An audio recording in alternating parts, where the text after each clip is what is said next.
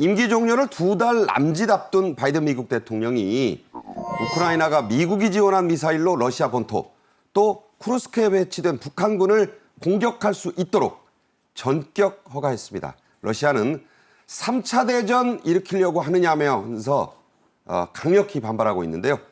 이 소식을 중심으로 얘기를 좀 풀어가 보겠습니다. 자, 말씀드린 대로 이제 바이든 미국 대통령 내년 1월 20일로 임기가 끝나는데 아직은 50여일 남았죠. 전격적인 조치를 취했습니다.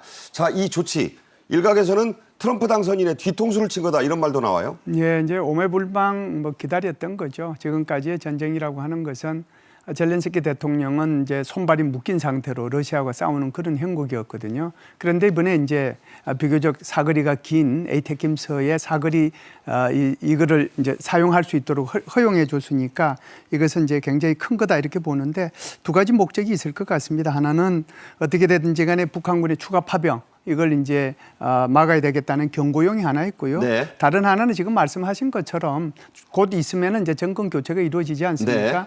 정권 교체 전에 우크라이나의 안정과 독립이 더 이상 위험에 빠뜨리게 해서는 안 된다. 그런 생각을 가지고 아마 이 두 가지 목적 때문에 허용해 주지 않았나 이렇게 봅니다. 네.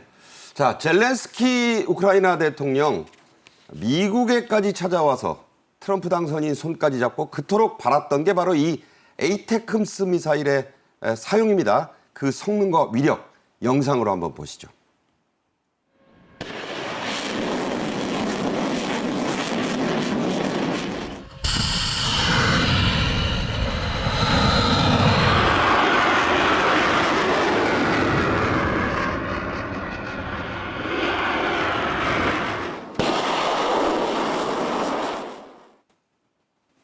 (1980년대부터) 걸프전과 이라크전에 투입돼 그 위용을 이미 과시한 그런 검증된 미사일입니다.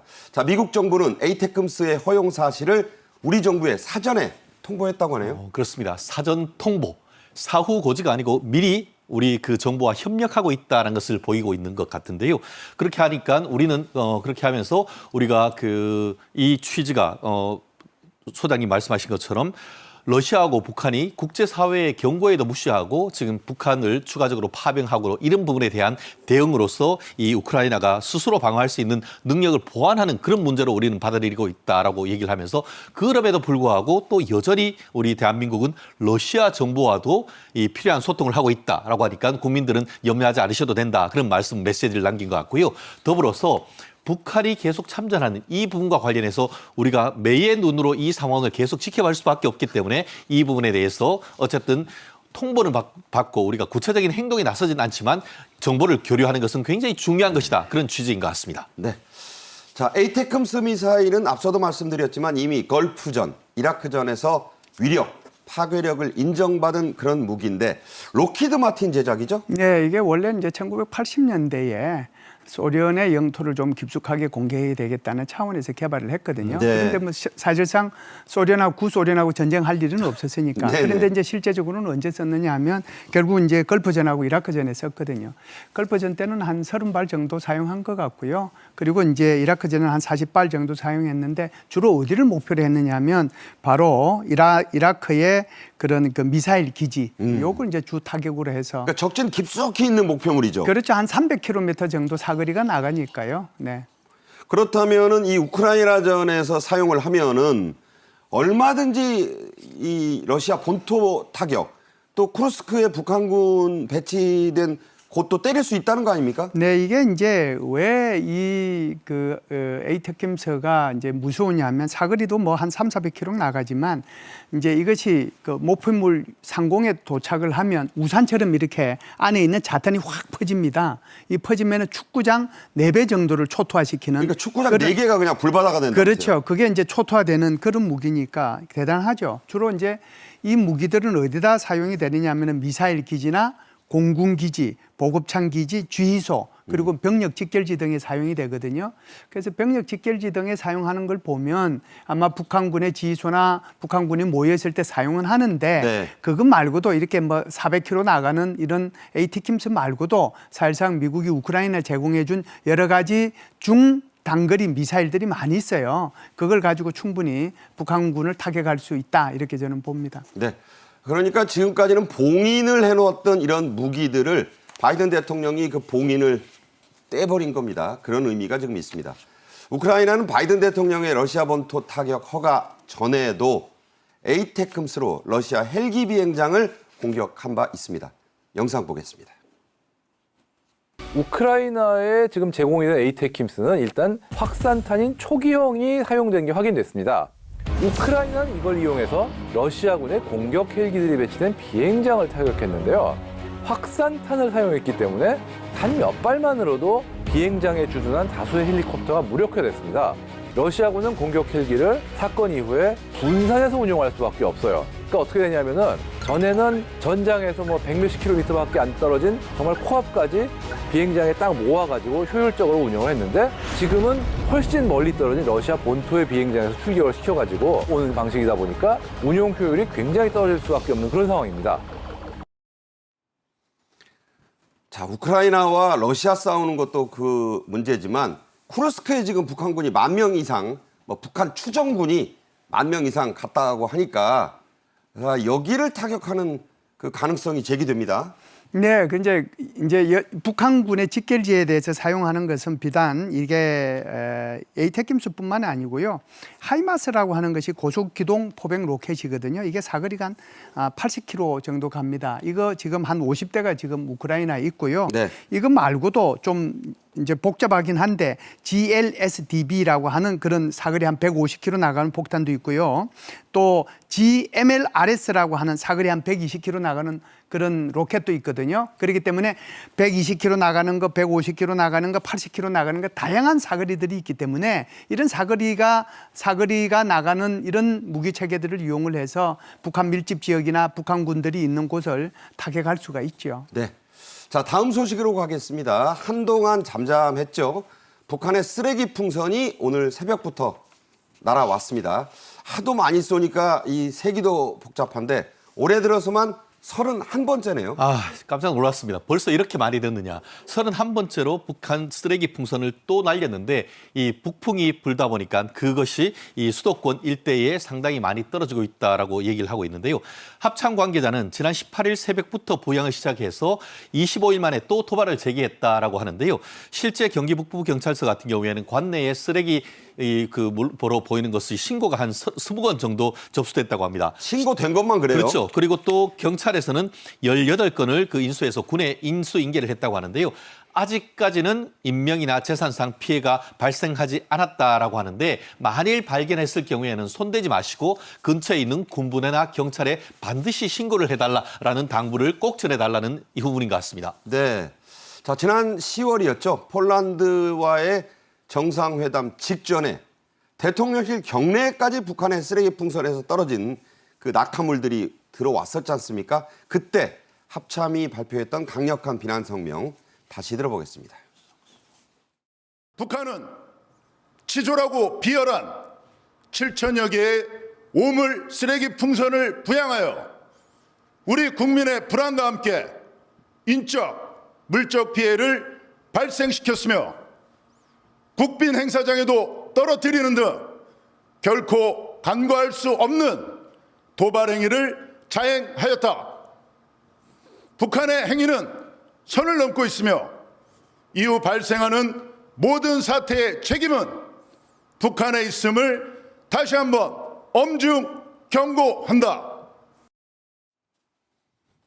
네, 이런 쓰레기 풍선만이 물론 아닙니다. 북한은 서해 5도와 인천 일대에서 GPS 교란 공격 무려 2,000건 넘게 했네요. 예, 올해만 2,000건 넘게 했죠. 사실상 이제 이것 가지고 우리가 국제 민간 항공기구 이카오죠. 그리고 국제 해사기구 IMO, 그리고 국제통신협회 ITU 여기에 대해서 강력하게 북한이 이런 짓 하지 못하도록 하라고 얘기했습니다. 왜 그러냐면 이것이 이제 그 GPS 교란을 하게 되면은 비행에 차질이 생기는 거잖아요. 네네. 특히 이제 서해 5도에 이제 이렇게 조업하시는 분들은 이게 GPS 교란 장치에 이게 내가 있는 위치가 북한에 있는 것처럼 이렇게 그렇죠. 떠요. 예. 그냥 우랴부랴 조업 중단하고 이제 다시 항구로 복귀해가지고 굉장히 손실을 많이 입었거든요.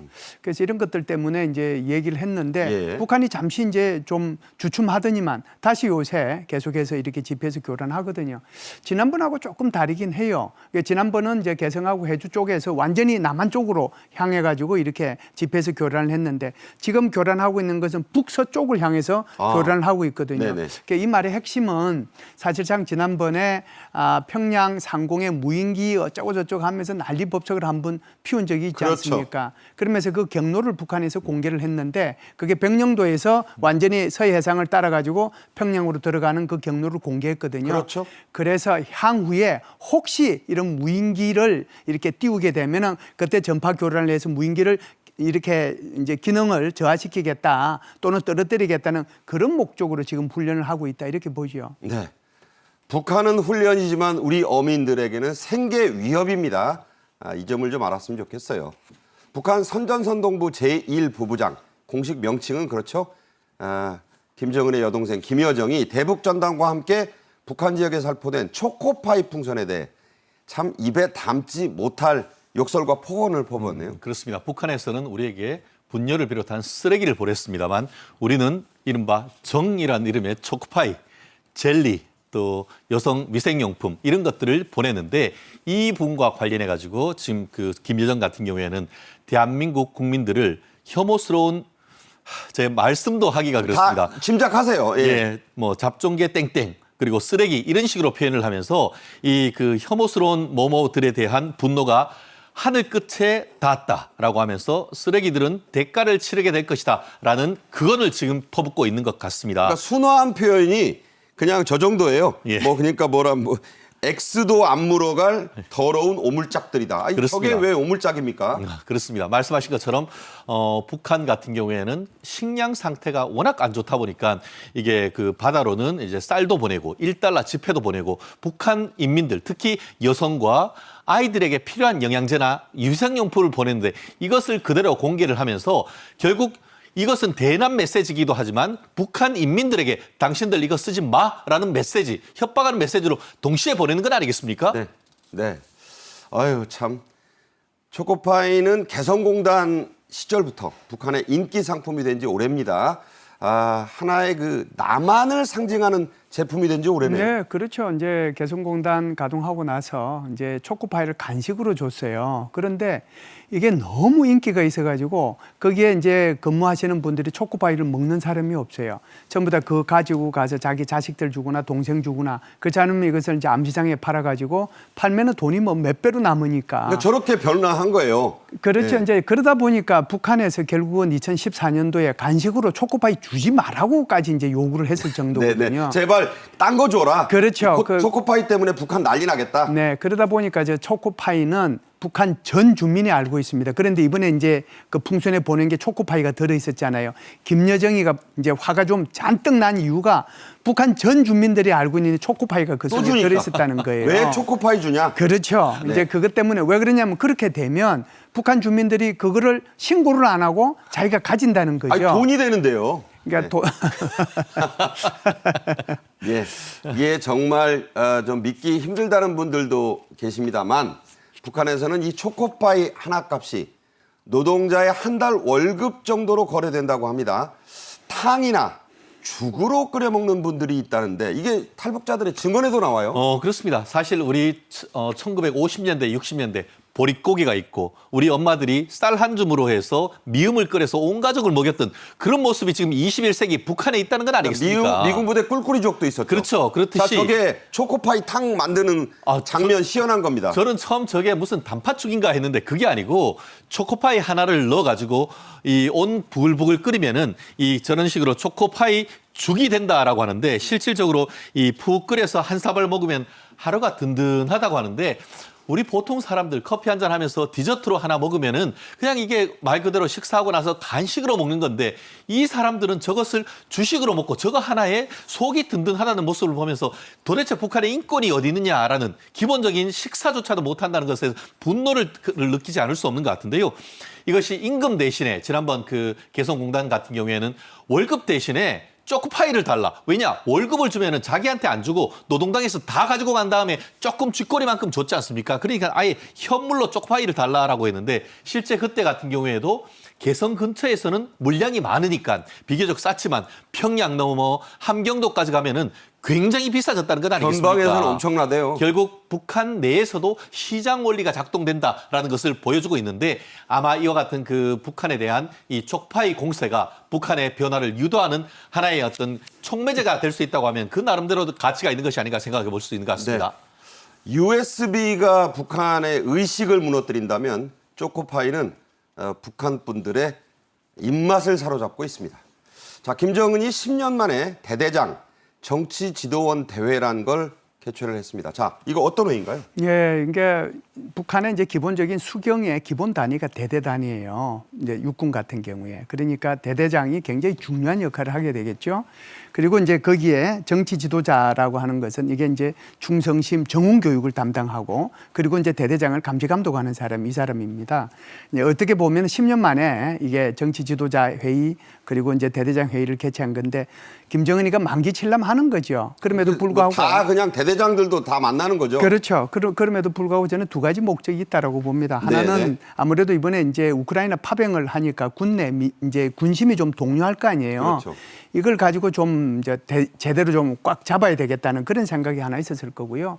두 번째는 지금 북한 군 내의 장병들 대부분이 장마당 세대입니다. 한류를 너무 많이 접했어요. 젊은 세대. 그렇죠. 그렇기 때문에 이들에 대한 사상 교육, 충성 교육, 적개심 고치 여기가 필요하다. 이 두 가지 목적 때문에 10년 만에 이렇게 대회를 개최한 게 아닌가 이렇게 봅니다. 네.